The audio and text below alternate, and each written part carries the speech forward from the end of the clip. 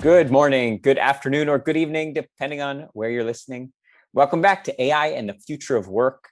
This is your host, Dan Turchin, advisor at Insight Finder, the system of intelligence for IT operations, and CEO of PeopleRain, the AI platform for IT and HR employee service. Thanks again for making this one of the most downloaded podcasts about the future of work. If you enjoy what we do, please like, comment, and share in your favorite podcast app. And we'll keep sharing great conversations. Now, we're recording this on December 26th, and it's our last episode until 2022.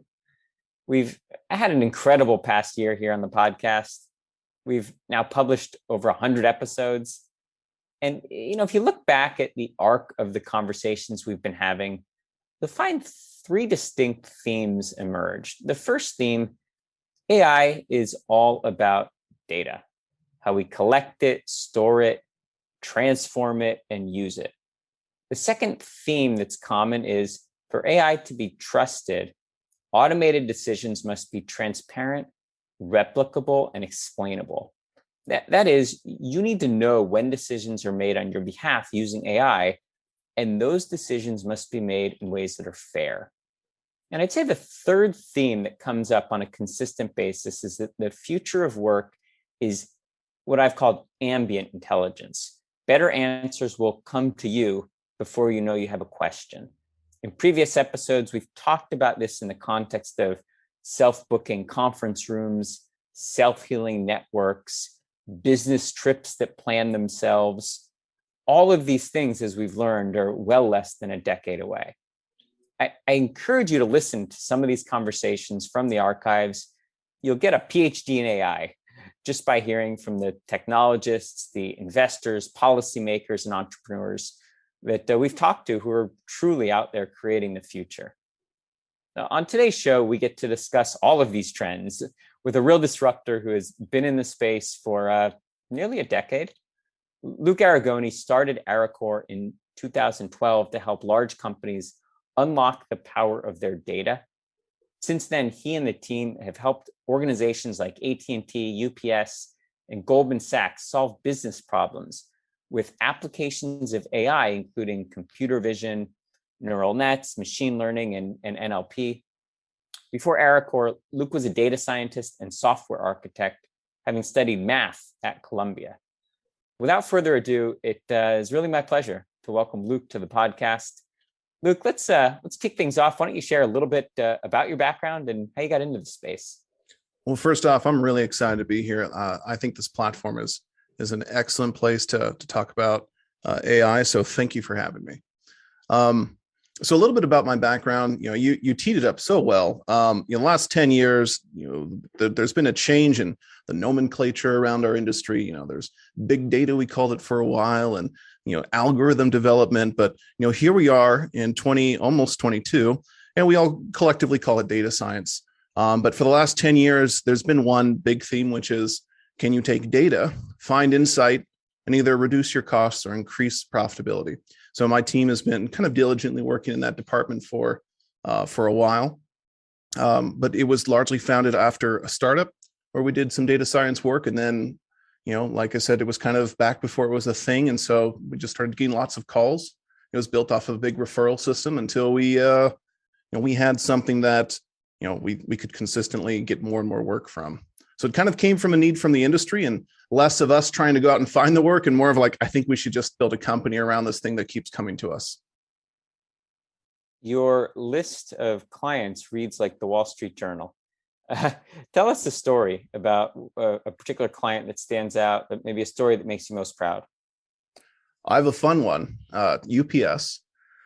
So UPS, they have this thing where what they really want to do is when all packages come in around the United States, they want to attach a tax code to it, a harmonized tax code.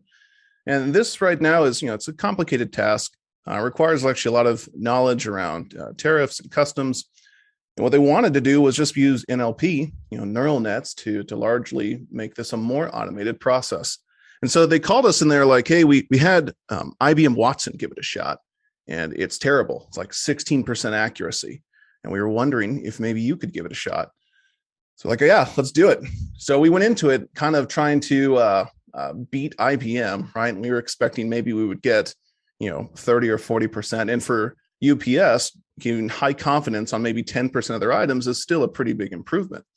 And we killed it. We smashed it. We had a unique architecture type for the net, and we ended up getting like 90 some odd percent accuracy. And this was it was something we were enormously proud of. Being able to beat the Watson team was pretty exciting. But I think we were all kind of pleasantly surprised by that. You could just pick at random and beat 16%. It's hard to believe that they paid Watson to achieve 16% accuracy. If you wanted to, we could get into an hour on this whole thing around, basically AI isn't just a hammer. People need to know how to wield it. And the IBM Watson team, they have this enormous infrastructure. They have so much computing power that really they can take a bunch of data and just like run it through the machine and see what comes back out. But that's also a crutch.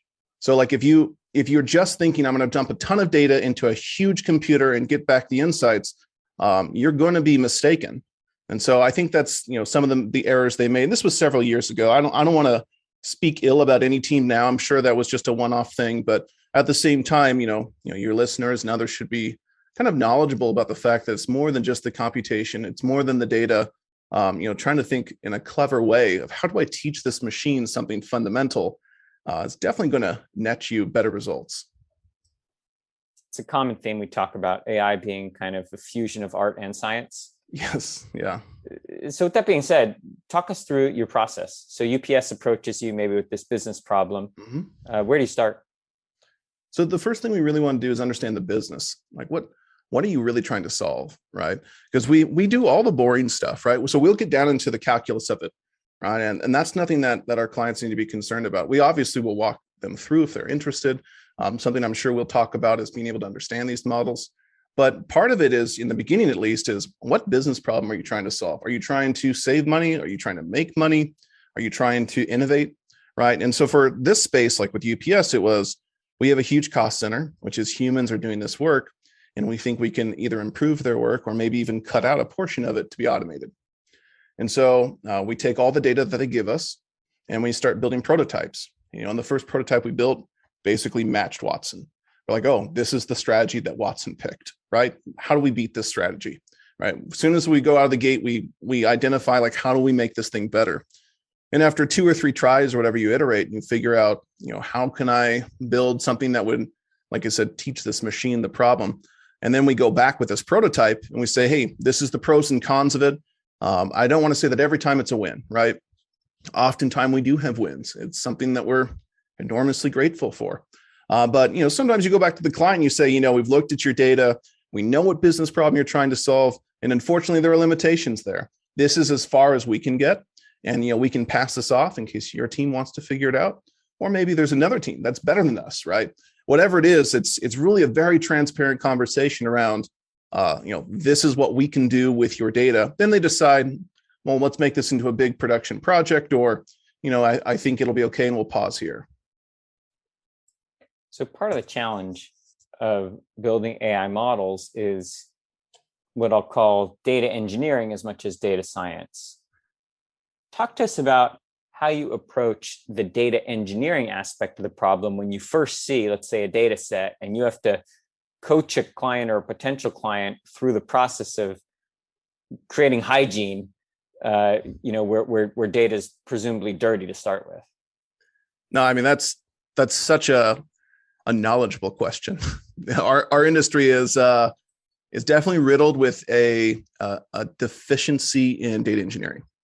Right. We love to talk about data science, but unfortunately, there is this kind of, elephant in the room, which is oftentimes the data is nowhere near ready to be able to build these models. And so when we talk to the client, usually in the prototype stage, it's lots of disclaimers, right? We'll say, hey, this is us basically pulling it into a single machine, and we're going to try and claim the data to the best of our knowledge. Like there's a lot of disclosures that are given, because we know that when we take it to production, there's so much more effort that goes into automating the pipeline, cleaning that pipeline, looking for data shift, right? There's so many elements that need to be considered, including things like monitoring and logging and alerting if there's issues. And so when we talk about data engineering, we basically sweep it under the rug for the prototype stage, because we want to know that our whole goal is how do we, with the least amount of resources, the least amount of money, figure out if there's a real thing here, right?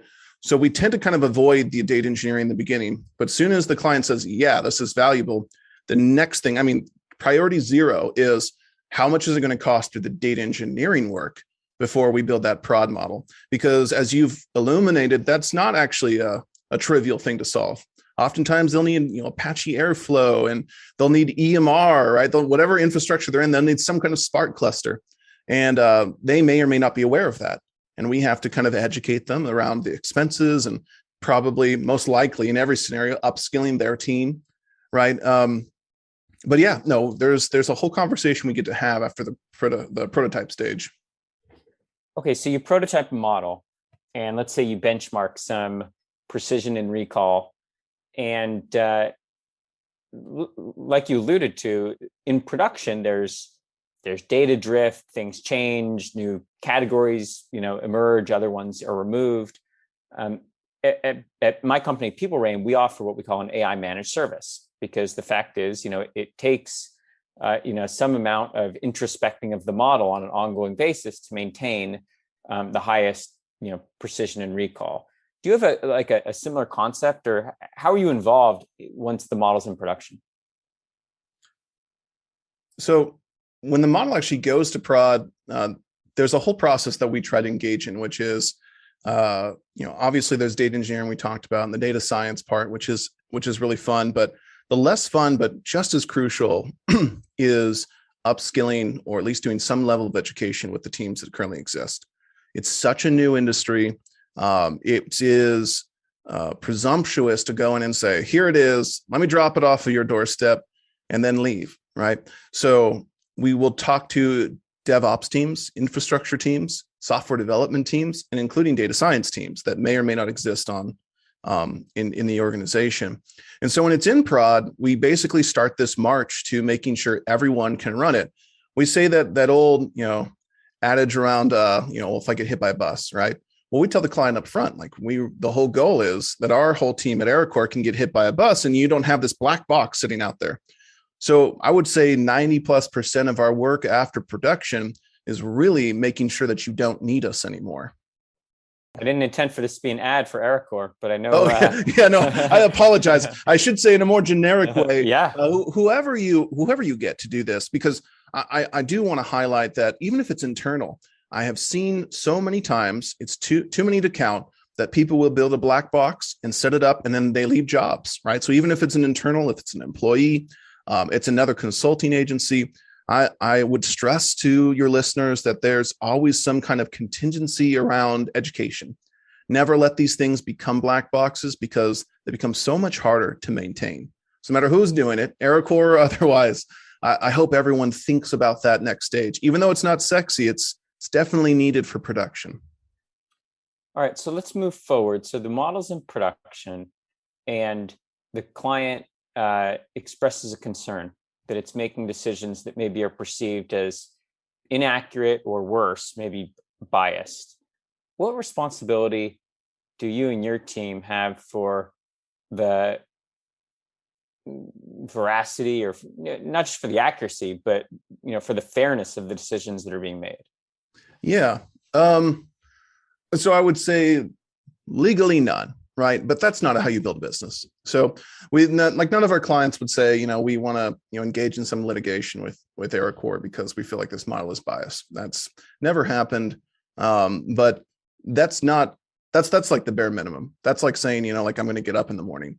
Really what we try to do in terms of our responsibilities are, one, training data needs to not be biased. If you have biased training data, it will be reflected in the model, right? So oftentimes when we get, because we have occasionally had people come back after it's in prod and say, hey, we think this model might be biased towards X scenario.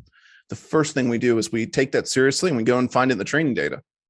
And, more often than not, that is the problem, right? Is there was something that maybe wasn't discussed, our fault, someone's fault, doesn't really matter. But at some point during prototype and production, there was a scenario that we did not consider.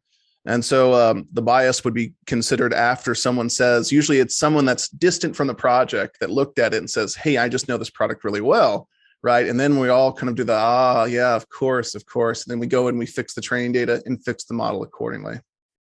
So here's a thought experiment. So let's say you engage with a client and you see that they might have either a blind spot or maybe even, some intention for a model to make automated decisions that could discriminate against a certain race or gender. You see it because you've done this before, and you see how this is going to play out. Are you obligated to flag that to them? And could you envision ever confronting a client because of a potential harm that you could see from the AI model? Absolutely. And part of doing business today is looking out for your clients that way. Right. So it's not my client's job to know what AI would end up being biased on in the data. Right. It goes back to that initial, really, they want to solve a business problem. And I need to be smart enough. My team needs to be smart enough to know they also don't want to isolate their customers. Right. So like they want to do good and they also don't want to do bad. Right. So it's absolutely our responsibility. And, we actually have had that conversation. And more often than not, it's actually in open source models that are trained on biased data sets. And so someone will say, hey, can we just get this quick win and use X model? And, we'll say, yeah, that's great. You should know, though, that based on this paper that we also read, there's some concern around, some biases that could exist, sociological biases that may exist in this data that you would perhaps be liable to or just exposed to. And, every client makes a decision based on that. Some say, we get it. That's fine. We'll just put human in the loop, or we don't even care. But others will say, no, you need to take that network model and we'll give you our data and we'll make sure it's not biased. And so then we're a partner in that process of how do we curate a non-biased data set, which is also non-trivial. We've talked quite a bit in previous episodes about the importance of AI explainability. And you use the term no black box AI models. Mm-hmm. These are concepts that are very simple to talk about at a high level. But as you and I know, in production, it's often hard to unpack the layers that go into an automated decision. What's your perspective on how you make AI explainable? Yeah, you perfectly nailed that problem. Some of the older machine learning models, they have something like Lime, right? There's these kind of out of the box packages you can dump a model into, and it'll tell you, 30% of the decision is based on this column, this feature, and more and more today, as our models get more complex, as you've highlighted, that can't be done, right? Or it can't be done easily. And so it's definitely important that we try to engage in this effort to explain the AI. Like, so if it's a neural net, we'll say it's a very complicated neural network, right? Many layers, a lot of data, perhaps the network architecture is very complicated. When someone says, well, can you explain it? Why did it make X decision? We do try to find good effort. Like we will basically exhaust some degree of brute force around this problem set to figure out, okay, it's because of such and such item. It's because of this column. But it's a growing problem, and we basically have a unique conversation per client on it. Everyone wants to know, well, how do we explain it? And unfortunately, I can't say, go to this Python package and grab it today, or here's my great blueprint. I'll leave that to future smarter people than I. Right now, though, I'm just make sure that it is a meaningful conversation. Like, one, how much do you want to know about the model? Because some people say, if it works, I don't care. And then if they say, well, I want to know a lot, then we just talk about it. Like, okay, do you want to know the column level? Do you want to know like row level, like prediction level? What makes sense for you? And then we try to accommodate that as best we can. At the top of the show, I mentioned one of the themes that comes up a lot is, and this is a little bit of editorializing on my part because I happen to feel strongly about this, but when decisions are made on our behalf, let's say as consumers, whether it's Netflix recommendations or Amazon purchase, whatever it is, we should be made aware that an algorithm was used to make that decision on our behalf. In practice, so you're on the front lines of creating some of the models that make these decisions. Do you agree that that's a priority? And if so, how do you operationalize that? So this is something I think is currently up for debate. I think for most of my clients, they don't want AI to be seen at all. They don't want it to be highlighted. They don't want it to be present. They don't want to show their customers a cool new thing has done this. They really just want it to just float in the background. And so, what you're describing is antithetical to a lot of that.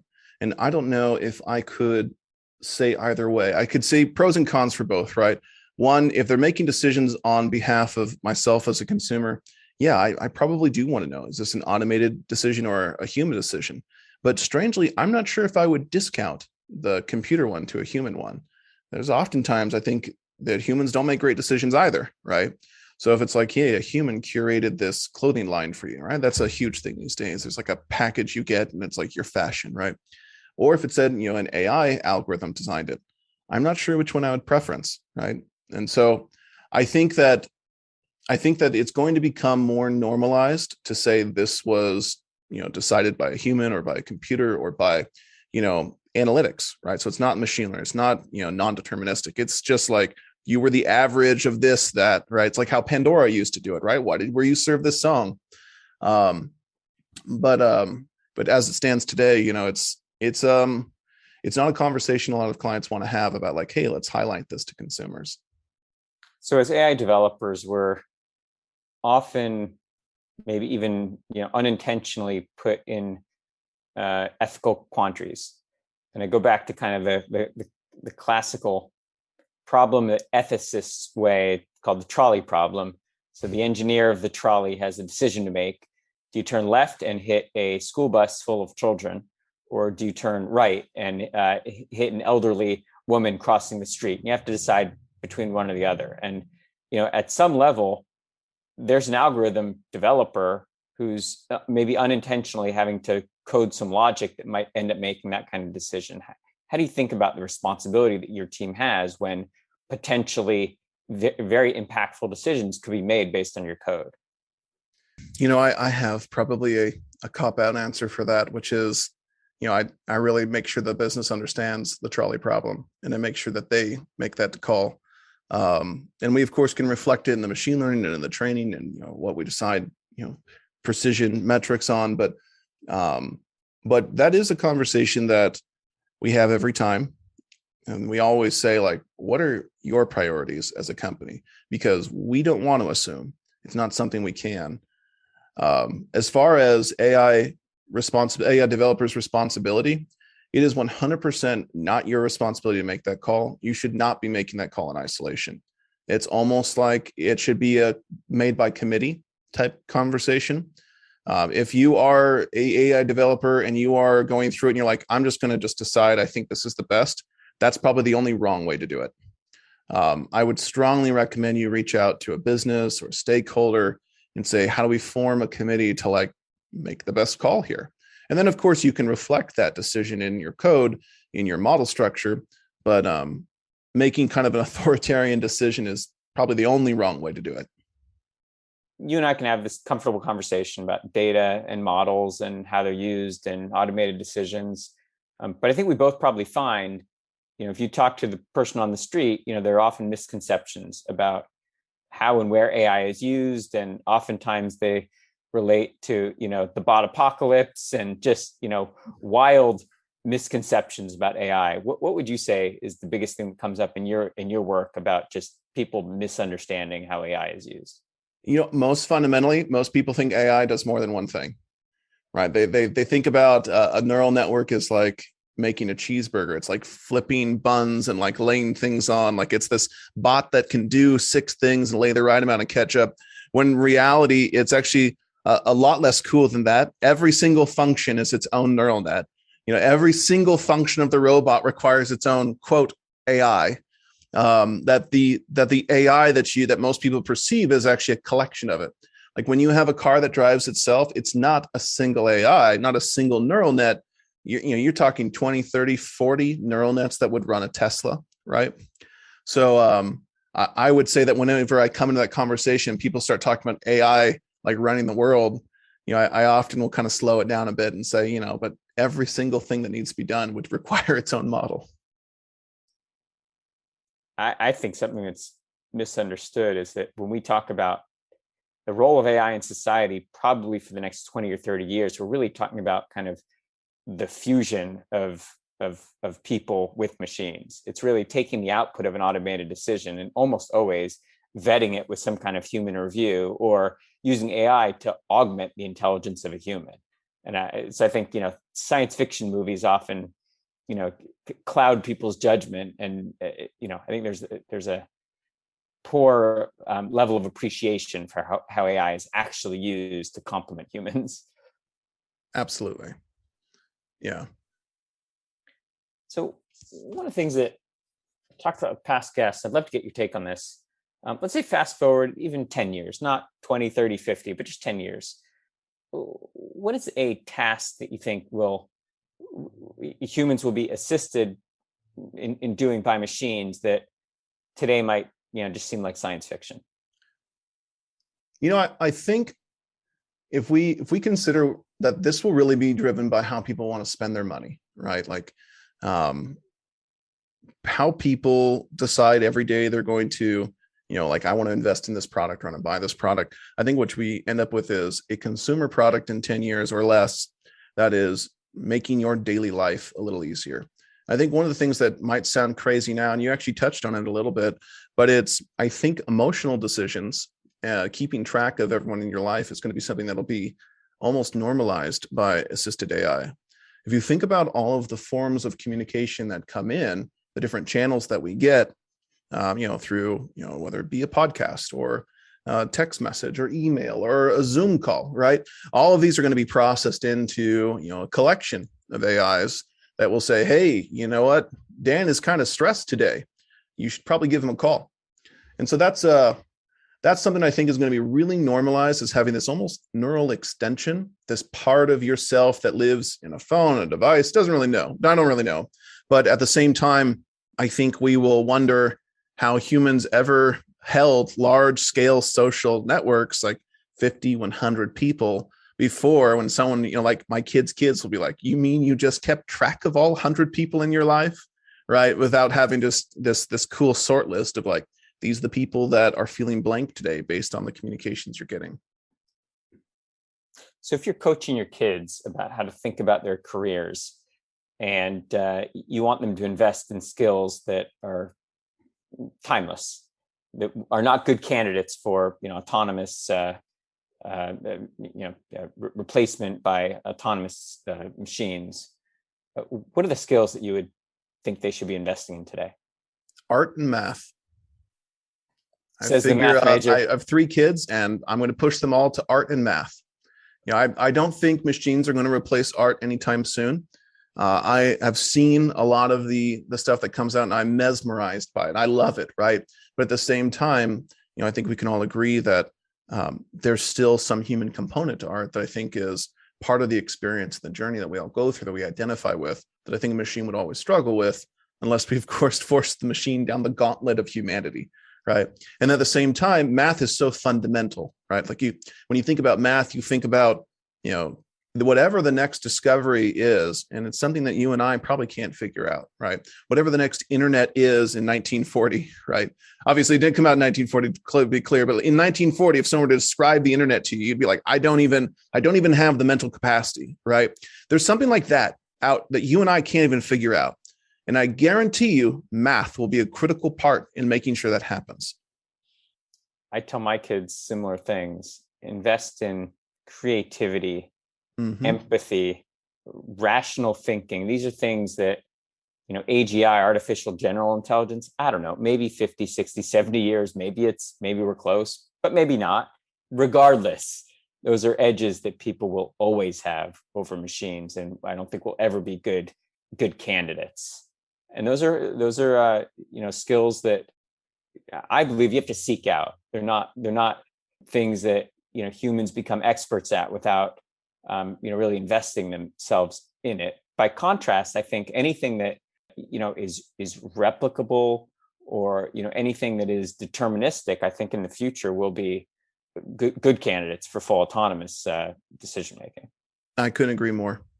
Luke, I gotta get you off the hot seat, but there's one more question I have for you. I'd love to get your take on this. So I know that you've worked kind of across the spectrum with different AI related technologies from machine learning to NLP and everything in between. Which AI related technologies do you think are underhyped in the sense that they have a ton of potential and you think in 5 to 7 years we'll be doing amazing things that we don't even realize are interesting use cases today? I have two answers for that: really old tech and really new tech. I think like gradient boosted decision trees that's an older tech. And honestly, if you have a smaller data set, you should not be going to the new fancy neural nets. You should be returning to older traditional machine learning, because at the end of the day, you just wanted to do something cool, and those will be much more successful for you. So that's one that's underutilized, just going to the fundamentals. And then the second, I would say embedding spaces. That's something that's going to be a much bigger part of our conversation in AI, is basically how do we represent things as an embedding space. Talk a bit more about how embedding spaces are used today and where you think they might go. Yeah. So if you can imagine like this big, here's a good example. For anyone that's not familiar with an embedding space, I'll explain it real quick. Imagine an aquarium. I filled it with clear jelly. And then I took all these words, like words like teacher and student and homework, and I put tweezers and I stuck them embedded in this space, in this jelly, in this aquarium. And I put teacher in one spot and student really close to it. I put homework a little closer to student than I do to teacher. And basically I take the entire English language and I place it in this space, this three-dimensional space. That's an embedding space. This way I can say router and router. Router is in the carpentry equipment and router is in the electrical equipment, can actually occupy spaces that say, oh, this belongs to carpentry, and it also belongs to electronics. Depending on the words that are used around it, I can be influenced one way or the other to say it is this kind. And so, high dimensional embedding spaces, that's where you think about, instead of it being a three-dimensional aquarium, it's 100 or 200 dimensional aquarium, which is something that our brains really struggle with, but computers do really well. And of course, this will be a good fusion of, like how we think about problems. We're like, I know that in a higher dimensional space, I can solve this. And then we'll return to AI for that. And so problems, you can think about computer images, like how are these two images similar? Well, you put them in the embedding space. Or how are these two people in like a healthcare sense similar? Put them in an embedding space, right? If you want to know similarity, it's probably going to be the number one way you retrieve. That's a fascinating concept, and unfortunately, we're out of time. But that feels like a great place to pick up on. Maybe we'll have you back in another episode, and we'll see how some of these ideas that we've been discussing emerge. But specifically, this notion of embedding spaces. What do you think about that? I'd love that. Good stuff, Luke. Where can the audience get a hold of you if they want to learn more about you and Arricor? Yeah, you go to arricor.com. It's ARRICOR.com, and we have our contact info right over there. Luke, thanks for coming by. Thanks for hanging out. Great discussion, and look forward to continuing it in the future. Same. Thanks for having me. This is your host of AI and the Future of Work, Dan Turchin, signing off for 2021. But really excited about bringing you some amazing guests as soon as we kick off 2022. That's it for this week. Back next week with another amazing guest.